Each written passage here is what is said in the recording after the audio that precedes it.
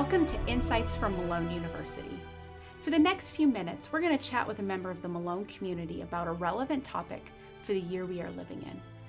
It's our goal to help you know the heart of Malone better, and also help prepare you for a lifetime of learning and service to your world. Today's guest is Pam Pastay. She currently serves as our Director of Financial Aid, and we'd like to talk about college costs for families. And this is a topic that causes stress and anxiety for many, but Pam and her team are ready to help make that process as smooth and painless as possible. Welcome, Pam. Thank you, Connie. We're so glad you're here. Oh, it's nice to be here. Could you briefly describe the purpose of financial aid for us? I think first and foremost, the goals of financial aid and the purpose of financial aid is affordability. To make higher education and college education affordable to families and students. Secondly, it is to provide access to students and families to college, to higher ed, and to provide a choice so that students can choose from any college or university that they would like to attend.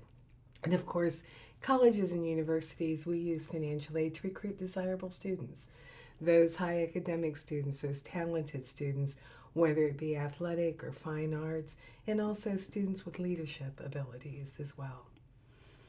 So there's this rumor floating around that private schools are way more expensive than public schools. And that rumor comes from lots of places, but we know that's not true. Could you tell us a little bit about why? I think specifically the rumor comes from the sticker price of colleges and universities. Parents and students look at the sticker price and they think that's the amount that they pay. That's where the rumor is false, where it's not true. Colleges, especially private colleges, have so much more financial aid, free financial aid and grants and scholarships to offer students to make a private education affordable as a private or a public institution. Last year, public schools gave around $6,000 in free financial aid to each student, where private colleges gave over $20,000 in free financial aid to a student. There's a large gap there, and suddenly it starts closing that sticker price very quickly. At Malone University last year, for this incoming class of freshman students, they received over $22,000 in grant funds from the institution. That's awesome. It is awesome, and it makes this college affordable. It offers up more choice. Yes, exactly. So then you can choose the campus environment where you feel like you fit the best. Exactly. That's awesome.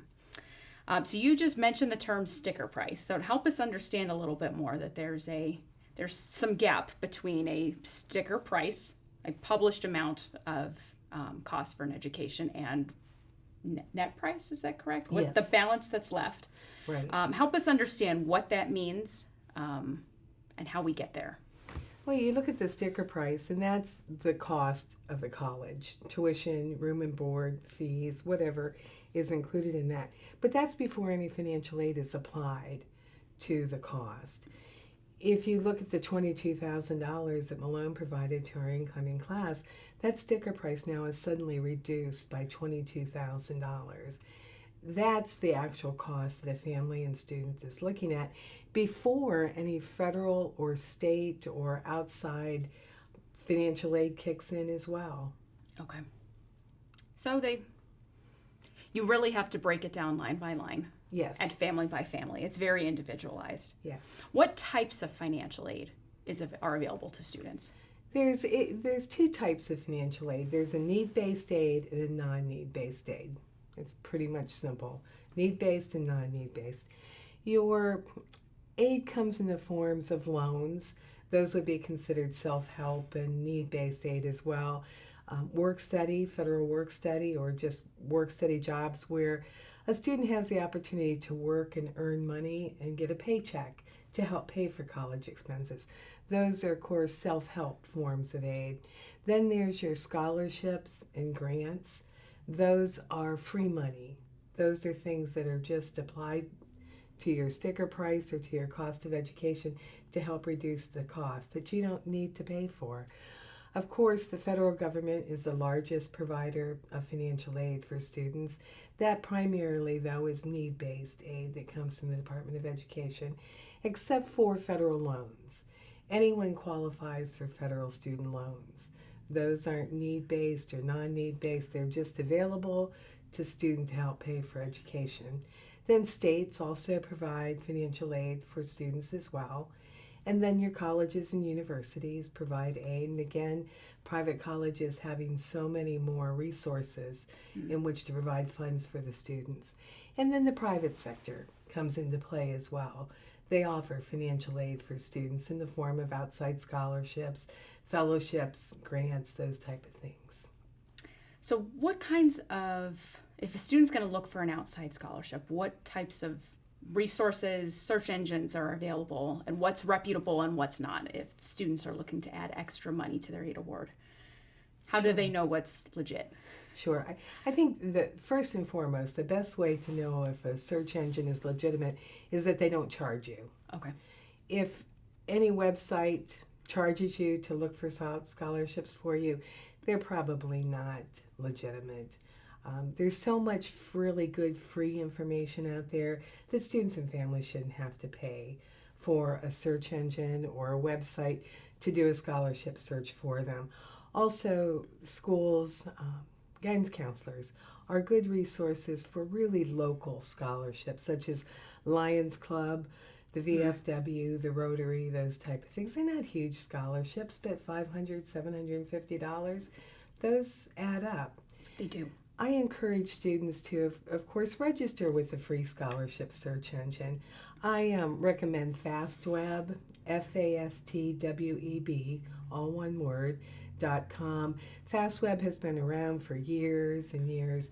They're a very reputable website and search engine. Student answers some information about themselves, provides some background information. Then FastWeb does a search of a national data bank of scholarships that the student would be eligible to apply for. Then they email those scholarship applications to the student in the form of a link to the scholarship application. And then I tell students, apply for every scholarship that you can. Are you going to get every scholarship you apply for? No. But if you apply for 15 or 20 of them and you get 2, and those 2 scholarships are worth $2,500, that was a good payoff for the time that you spent looking for scholarships. Sounds like a great opportunity for a Google spreadsheet. Yes, absolutely. Love a good Google spreadsheet. You could start tracking and absolutely organize it and don't have to get overwhelmed by the process. Yep, exactly. You pace it and give yourself time. Yep. Because like you said, everything adds up. It does. I mean, $500 may seem small, but it may also cover books for Absolutely. a semester or 2, depending upon the courses Yep. they're taking. So I think that's terrific. Okay, the FAFSA. Just the phrase, the FAFSA, freaks people out. And it's overwhelming. The process can be overwhelming, especially for a family who's doing it for the first time. So can you tell us a little bit about how to get started with the FAFSA and break that down a bit? Sure. It is, the whole process seems a little daunting for students and families, and we understand that. We know that it's such a learning curve for our families and for our students. So first and foremost, we want them to know that we are a resource for them, that we're here to help you, to answer any questions that you may have, to help you through the process, and literally to have you come into the office and we will sit down with you and help you complete the FAFSA. That's the extent that we will help our students and families, or really anyone, complete the FAFSA. There's several different ways that you can do it, and we talk about the FAFSA, which basically is the free application for federal student aid. It's what the student needs to complete every year in order to apply for federal aid, any aid from the Department of Education. Then states also use the FAFSA information for state aid. There's several ways that students and families can complete the FAFSA. You can do it online, FAFSA on the web. There's also a mobile app that students can download to their phone, or parents can download to their phone. They complete the application on the phone. You can on a mobile app, and you can also complete it on paper. You have to call the Department of Ed and request a paper copy of the Fafsa. They just don't make those readily available, but you can request a paper copy and fill that out and mail it into the department. And you can also complete the Fafsa on the phone with the Department of Ed. Of all of those options, I recommend completing the Fafsa on the web. It's fafsa.ed.gov. Go to the website. The Fafsa is there. You need to log in and you complete the Fafsa. It has little help icons with every question that you can put your cursor over, and it'll give you information about the field you're about to respond to. So it provides instant information to you, answers questions instantly that you may have. It allows you to put information in and then save it and go on and do some other things that you may have to do and come back later and then pick up right where you left off and finish completing the Fafsa. So there's many ways to do it. The Fafsa on the web also has built-in edits that if you would enter something incorrectly, it's going to pop up and say, is this really what you wanted to enter? Because it doesn't look right. One of the major things that people do is they tend to put in cents. In the dollar amounts, they'll put in $37,312.18. Well, the Fafsa doesn't take cents, so it puts it in as more digits into the number. So it looks like $378,000. But it'll say, is that what you meant to enter? And so it helps you with mistakes that you would make as well. Fafsa's got your back. Yeah. There you go. Good way to say it. And they now have this function to sync your application with your IRS, your tax return information. Talk a little bit about that. I thought that's a newer feature. It seems to really be a way to eliminate user error. Yes, it is. I think that's great. Could you tell us more about that? Sure. What the Fafsa does is once you fill in the demographic information and you get into the income information, it does give you the opportunity to give the IRS permission to transfer your information directly from your tax return onto the Fafsa. You have to give the IRS permission to do that. It doesn't do it automatically. But once you give the IRS permission, it will just take the information directly from your tax return and put it into the Fafsa for you. It's wonderful. You can do that for parents and students. Now, not everyone can use it, obviously. The biggest obstacle is for parents who are married filing separate. It can only transfer the information from one parent. But if the parents are married, it's going to require information for both parents. So in that instance, the parent would have to manually enter it. But for the most part, the majority of people can use the IRS data retrieval. It makes it so much easier. And then the Department of Education assumes that there are no errors with this information either. So it doesn't select this information for verification or for a double check process. Okay. So that really helps to clean it up and take some of the hiccups out. What other information is required from families to complete the Fafsa? What types of questions are they asking you? Well, it asks general demographic information. Where do you live? The number in the household, because all of this is pertinent to the Fafsa as they use all the information to calculate what it refers to as the expected family contribution. So it's the family size, the number in the household, how many students are in college. That's an important factor too, as well as the income and asset information for the parents and students. It does want to know the assets for the parents. You do not need to include the home that you live in as an asset, but any rental properties that you may have, any vacation home that you may have, second home, you do need to include the value of those as an asset, but not the home that you live in is included. And they'll also ask for business value and investment values. And again, that's where that help icon is so helpful. When you want to answer a question, you just hover over that little question mark and it'll explain exactly what that field is and help you determine what you need to provide there. Excellent. In terms of the submission process, I assume there's a way to electronically sign it. You need to have a PIN number. And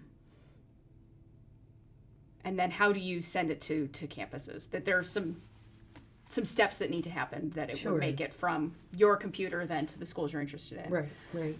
In order to sign the FAFSA, and because it's an electronic transmission, you have to have something that is unique to you, that identifies you as the individual that's providing this information. The way the department does that is they have every student and at least one parent whose information appears on the FAFSA have a federal student aid username and password or an FSA ID. That's something that you can create anytime. You just go to fsaid.gov and you create your own username and password. Again, the student will need one and then the parent will need one. Then that becomes your signature. Okay. It's unique to you. It immediately represents you. I tell students and parents, don't ever give that to anyone. It's as important as your debit card PIN number. It's unique and it's just yours. Make sure that you don't provide that to individuals. Then not only can you sign the FAFSA with that, but you can also sign loan documents, your master promissory note with the Department of Ed for your federal student loans. And parents, if they would take out a parent loan from the Department of Ed, they sign their master promissory note with that too. The good thing is that never changes. You have that forever, and a parent, if they have their username and password and they use it for one student, 2 years later another sibling is going to school, they can use that username and password for the other sibling as well. But that other sibling will need to get their own username and password. It's really come a long way. It really has. Streamlined the process. And we're hoping that it's even streamlined further. We'll see where the department goes with this. But yeah. Could you give us a little sense of deadlines? Yeah, the FAFSA, it's wonderful now because you can fill it out anytime after October 1st. Nice. Before the fall semester of when you're planning to go to school. The reason you can do that is because the Department of Ed has gone to what they call a prior year tax information, where before they used to use the prior year, so that meant that you couldn't complete the FAFSA until after January 1st because you didn't even have your tax information yet. You had to wait until you got your tax information, completed your taxes. So most students and families weren't completing the FAFSA until March, April. But because they went to a prior year, now those taxes have already been completed and you can use those anytime now after October 1st to complete the FAFSA. So this year's FAFSA for the 2021-22 academic award year will be based on your 2019 tax return. Okay. So we'll dig into that a little bit here shortly because I'm sure that alone begs some questions for folks who are getting ready to do this. In the meantime, there are some misconceptions floating around about what makes a student dependent or independent. Parents define this differently. Students define this differently. I have a summer job, so does that make me independent? Right. Like, for the sake of these purposes, according to the federal government, what makes an independent student? It is. You're right, and it is confusing because different organizations, different departments, different individuals have a different definition of what independent is. The Department of Education believes that a student is independent only if they're 24 years of age, only if they're married, only if they have a dependent for which they provide more than 50% of the support for, or if they're an orphan or ward of the court, or if they're a veteran of the armed forces. If they don't meet one of these 5 criteria, they're still considered a dependent student for FAFSA purposes. Okay. Now, it doesn't matter who the student lives with. It doesn't matter who claims who on the tax return for the student. Unless the student meets one of those 5 criteria, they are still considered a dependent student and must provide parent information on the FAFSA. So I could get a little bit sticky, but yeah. Your team's here to help them work through it. Absolutely. Nothing is ever simplified and nothing is ever within the boundaries of what is established. There's always something in the outlining areas or a special circumstance that you have to take into consideration. And that's where we're here to help the students and families. Now, does it matter if a student chooses to live on campus or if they choose to commute? Does that affect their aid? It could, yes. Students are asked on the Fafsa to list colleges that they would like to receive this information. Student can list up to 10 at one time. They can submit the Fafsa, and then they can actually go back in and list 10 more and submit it again. So you can submit an unlimited number of colleges to receive the information. And it does ask you for each college, what are your housing plans for this university? Resident, commuter. Many times students don't really know. They'd like to be a resident. That would be wonderful, but they might just end up commuting because it's close to home. They can commute. I would always encourage families to, or students to, indicate a resident if you're not sure, because a resident cost is going to be higher due to room and board charges. With a higher cost, there's more financial aid that would be available to the students, specifically from the institution itself, from the college itself. So answer a resident student so that you get a financial aid package based on a resident status. If then you decide to be a commuter, it's easier to take money away that's been awarded and reduce it to that of a commuter than it is later to take a commuter financial aid award package and try to find funds to add to it for a resident. Sure. Because there are pockets of financial aid, there are different funds that are limited in nature. That once the fund is awarded, it's gone. There's no more money in that fund to award. So you want to have access to as much money as you can initially, which is another reason to file the FAFSA early and get it in specifically by March 1st to have access to as much financial aid as you can. That's great. So we have this other elephant in the room with the coronavirus, which has upended everything in the lives of American families, and finances are among those things. Yes. So now that we know that when you complete the FAFSA, you're looking at prior years' data, it's very possible that we'll have families who say, my current financial picture looks nothing like a year and a half ago. In terms of filing special circumstances or trying to have something appealed or amended, what does that process look like? What kind of characteristics are needed? How can families present an accurate picture of what their circumstances today are compared to what the FAFSA probably says they have? Right. And that's going to happen a lot for families, and that's where the financial aid offices at the different institutions would help them. We know that when families provide the information, they have to provide the information from the 2019 taxes. But life happens in the meantime, and especially with this coronavirus, there has been a lot of loss of income, loss of jobs, reductions in income that we need to take into consideration. And the Department of Education does want the most realistic, current snapshot of a family's financial position. So if there has been a change, not only to income, if there's been a divorce or a separation since 2019, if there's been sadly a death to a parent since 2019, all of these things are things that we want to look at to help the family determine the most current financial situation. Different schools will ask for different documentation in order to process this information. So the family, the student will need to check with the financial aid office at the different schools to find out what documentation the office would request. They provide that documentation, and it could be as simple as their current tax return. It could be as simple as W-2s from a new job, or any sort of documentation, unemployment benefits sort of thing. Then we can rework the FAFSA information and refile it to present a more accurate picture of the family's financial situation, and make sure that the student is eligible for as much aid as possible. Wonderful. So you take good care of our students. We do. We try so hard. It's like a fire hose of information. If you feel like that was a fire hose, I am here with you. But Pam, we're really glad that you and your team are here to work individually with students, and that it's your goal to attempt to make our education as achievable for future students as you can. Oh, it's our pleasure.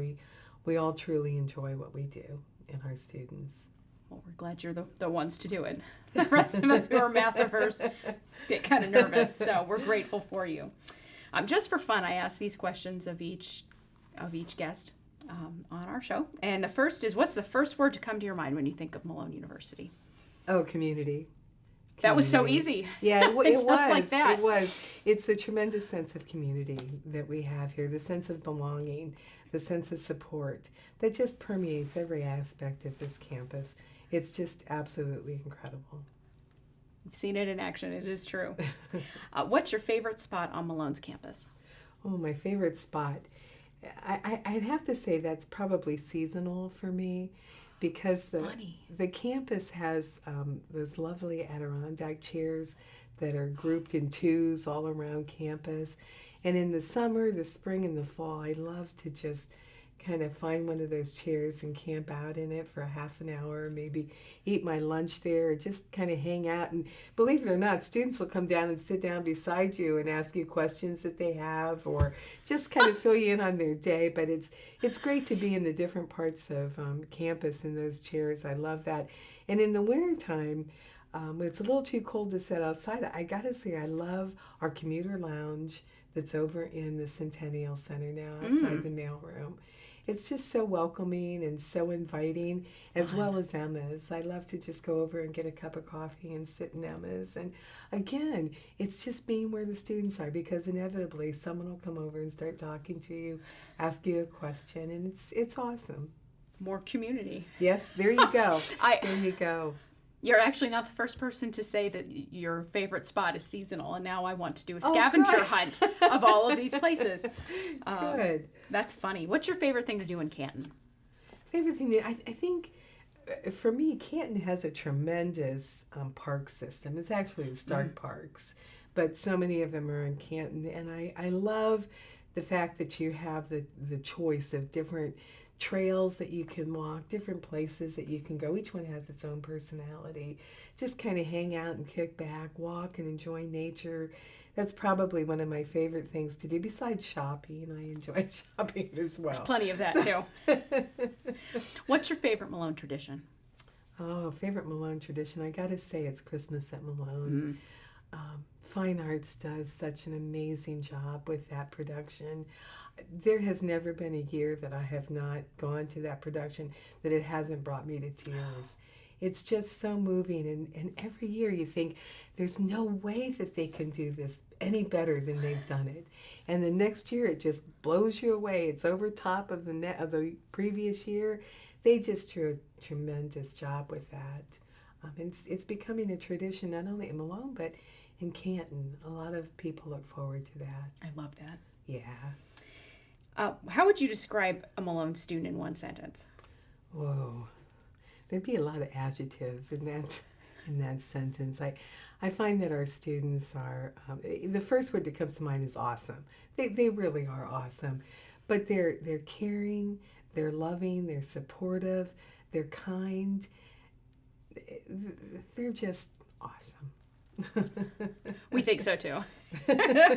If you could share one piece of advice with future college students, what would it be? One piece. I would say don't be afraid to be involved in the process. You need to know what's going on, what's transpiring. And yes, the process can be daunting, the information can be overwhelming, but be proactive in being active. Be proactive in being active. How's that? Our office is accessible to students. Come in and talk to us. Ask us questions if you don't know what's going on. Know what information is provided on the Fafsa. Know how to complete the Fafsa. know what kind of financial aid that you're receiving and what type of financial aid it is. We do our best to explain that to students in the award letter and in communications, but sometimes students just don't understand it, and they're too shy, I guess, to come into the office and talk to us. And I don't know why that is. We're very friendly. We always have candy in our office. We want the students to come in and talk to us. So be involved in the process. And I love to get to know our students because there's so many outside scholarships that would come across my desk that are very specific. It may be for a nursing student from Wayne County with a 3.5 GPA. Well, if I know a student and I'm familiar with a student, and right away that student will come to mind and I'll immediately let them know about this scholarship opportunity. So get to know the financial aid office personnel and know your financial aid in the process. There's no way that won't set you up well in the future. You start it now, you got to finish it later. So that's right. With the help of Pam and her team, the education can start now. I think that's terrific. Thank you, Pam, for sharing insights from Malone University. You're welcome. It's my pleasure. And thank you for joining us today. We look forward to our next conversation with you.